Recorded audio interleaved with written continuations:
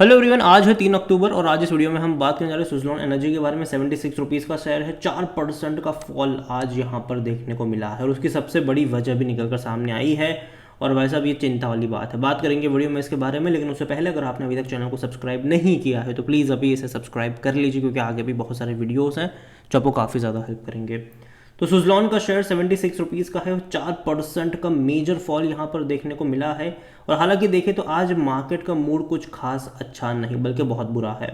आज सेंसेक्स अगर आप देखो तो 1300 अंक की गिरावट दिखाता हुआ नजर आ रहा है। एक मेजर फॉल से गुजर रहा है ये। रीज़न सिंपल सा है कि जिस तरीके से इजराइल और ईरान में अभी जंग छिड़ी हुई है उसको लेकर ग्लोबल बाज़ारों में दिक्कत है। इसके अलावा अमेरिका में मंदी को लेकर जो रिपोर्ट्स निकल कर आ रही है वो कहीं ना कहीं बाज़ार को परेशान कर रही है आज के टाइम पर। और सुजलॉन में हालांकि जो गिरावट है उसकी वजह कुछ और ही है। बात करेंगे उन सारी चीज़ों के बारे में इस वीडियो में।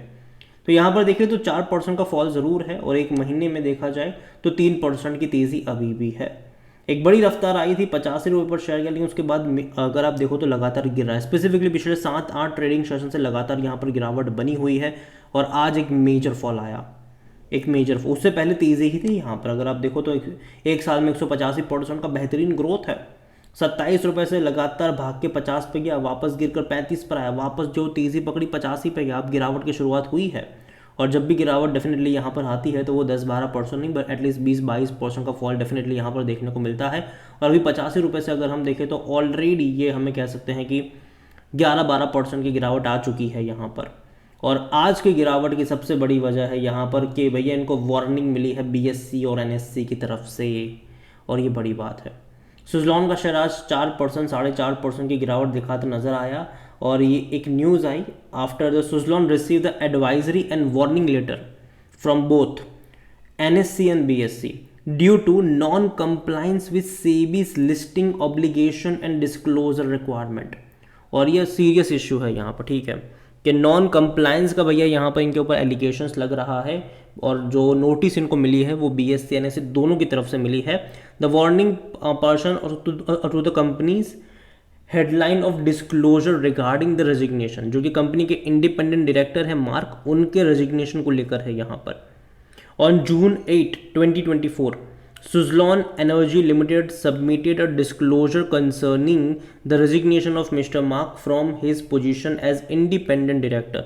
Following this, the company received as advisory and warning letter from both BSC and NSC.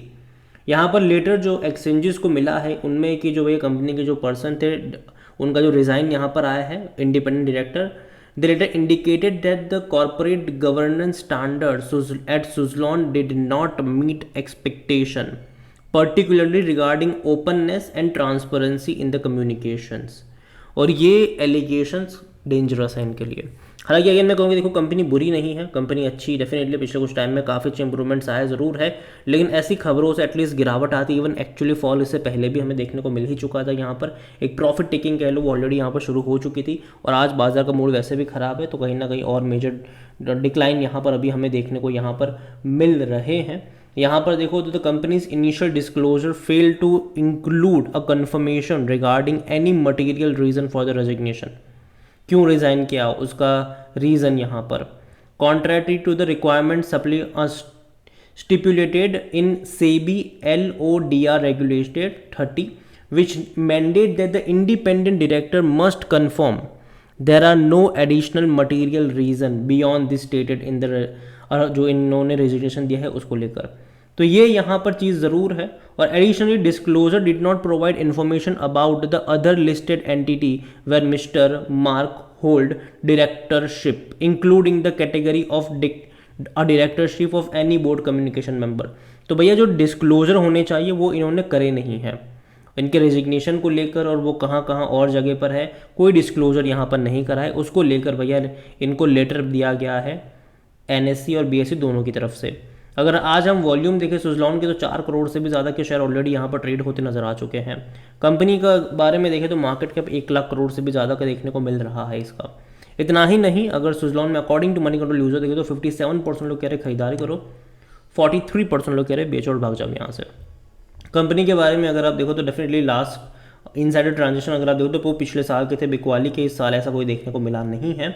और कंपनी के रेवेन्यू में डेफिनेटली तेज़ी हमें देखने को मिली थी 2022 से 23, और उसके बाद 23-24 में कोई इतना बड़ा ग्रोथ नहीं, लेकिन अच्छी बात आ रही है वो है इनके प्रॉफिट्स को लेकर। कंपनी एक टाइम पे लॉस मेकिंग कंपनी थी, बड़े बड़े लॉसेस थे। पिछले 2 फाइनेंशियल ईयर में कंपनी प्रॉफिटेबल हुए हैं और अभी पिछले 2-3 क्वार्टर में अच्छा परफॉर्म करा है इन्होंने। अगर सुजलॉन का वैल्यूएशन अगर आप देखो तो 126 का पी है, जो कि महंगा है सेक्टर पे 53 के मुकाबले, लेकिन उम्मीद ये है कि इनके आने वाले रिजल्ट्स और बेहतर होंगे। हालांकि अगेन अभी डाउनवर्ड ट्रेजेक्टरी में है तो थोड़ा सा और फॉल आएगा। मैंने पहले ही बोल चुका हूँ कि सुजलॉन में जब गिरावट आती तो वो 10-12% की गिरावट नहीं होती, वो 20-25% का फॉल होता है। तो शायद अभी यहाँ पर 10-12% और आपको डिक्लाइन देखने को मिल सकता है। 50% एनालिस्ट खरीदारी की बात करें, फिनेंशियल्स अगर देखें इसके तो इनके लास्ट कुछ क्वार्टर के नंबर में काफ़ी अच्छा इंप्रूवमेंट था, स्पेसिफिकली प्रॉफिट वाइज। उसका रीज़न ये है कि कंपनी देखो अब तक जो थी वो कर्जे में दबी हुई कंपनी थी। इनके प्रॉफिट का बहुत सारा जो हिस्सा था वो जा रहा था कर्जा चुकाने में, लेकिन अभी हो ये रहा है कि कंपनी ऑलमोस्ट डेट फ्री हो चुकी है। तो ये है कि रेवेन्यू में उतना ग्रोथ ना हो लेकिन प्रॉफिट डबल होते नजर आ रहे हैं। अगर आप देखो सितंबर में जहां 1428 करोड़ का रेवेन्यू था, प्रॉफिट सिर्फ 100 करोड़ का था। दिसंबर में इनके रेवेन्यू में ग्रोथ तो आया लेकिन उससे ज़्यादा डबल प्रॉफिट हो गया इनका। इवन मार्च में भी इनके प्रॉफिट में ग्रोथ आया लेकिन रेवेन्यू और इनके रेवेन्यू में ग्रोथ आया लेकिन प्रॉफिट और ज़्यादा बढ़ गया है यहाँ पर। इवन जून में इनके रेवेन्यू में एक्चुअली फॉल आया था मार्च के मुकाबले, लेकिन प्रॉफिट बढ़ता नज़र आ गया। तो अगर आने वाले टाइम में इनके प्रॉफिट्स में लगातार तेज़ी हमें देखने को मिलती है तो जो पी रेशो आपको महंगा लग रहा है 123 125 का, वो शायद एडजस्ट भी हो जाएगा। और थोड़ा बहुत फॉल एक्सपेक्टेड है तो मैं मानता हूँ कि थोड़ी बहुत गिरावट भी यहाँ पर आनी चाहिए। और जहाँ तक शेयर होल्डिंग के बारे में देखें तो प्रमोटर की होल्डिंग 13.27% की है, 3.82% म्यूचुअल फंड के पास है, 5.34% डोमेस्टिक इंस्टीट्यूशन के पास है, 21.53% एफआईज लेकर बैठे हैं। जहाँ पर रिटेल की होल्डिंग 23.16% की, अदर पार्टीज 32.87% का स्टेक यहाँ पर लेकर बैठे। और अगर मैं बात करूँ सुजलॉन को लेकर तो देखिए कंपनी खराब नहीं है, अच्छी कंपनी है, कोई शक नहीं है उसमें। काफ़ी अच्छा टर्न अराउंड देखने को मिला ज़रूर है, लेकिन अगेन मैं कहूँगा कि जिसके पास है वो लॉन्ग टर्म के लिए होल्ड कर सकता है। लेकिन फ्रेश बाइंग की जहाँ तक बात आती है, मुझे लगता है कि ये गिरावट कुछ दिन और चल सकती है, कुछ दिन और गिरावट यहाँ पर चल सकती है। और बाद में थोड़ी बहुत तेज़ी डेफिनेटली आपको दिवाली के टाइम पे देखने को मिल जाएगी, लेकिन एक मेजर फॉल जो आएगा वो दिवाली के बाद आपको देखने को मिलेगा, स्पेसिफिकली दिसंबर से देखने को मिल सकता है वो। और तब शायद और मेजर करेक्शन यहाँ पर पॉसिबल होंगे। तो अगेन मैं कहूँगी कि गिरावट पे नज़र आपकी होनी चाहिए। अभी दूर बैठो, तमाशा देखो, जल्दबाजी यहाँ पर मत करना। बाजार और भी अच्छे मौके जो है वो आपको एंट्री के देने वाला है आने वाले टाइम में, तो जल्दबाजी अभी के टाइम पर नहीं करनी चाहिए। दूर बैठो, तमाशा देखो। लेकिन जिनका नज़रिया लॉन्ग टर्म का है कि भैया 2-3 साल तक होल्ड करके बैठेंगे, कोई दिक्कत नहीं है, उनको परेशान होने की ज़रूरत नहीं है। डेफिनेटली गिरावट एक्सपेक्टेड है, लेकिन बाद में अच्छी खासी तेज़ी भी यहाँ पर आपको देखने को मिलेगी, लेकिन टाइम लगेगा, एकदम से कुछ नहीं होने वाला है अभी यहाँ पर बाजारों में। तो अगेन ये मेरा पर्सनल ओपिनियन है, कोई भी इन्वेस्टमेंट एडवाइस नहीं। वीडियो को यहीं पे एंड करता हूँ। पसंद हो तो लाइक करें, शेयर करें। चैनल वगैरह पहली बार है तो प्लीज़ सब्सक्राइब करें। सुजलॉन एनर्जी के बारे में क्या सोचते हैं वो भी आप मुझे कमेंट में लिख के बता सकते हैं। Thank you.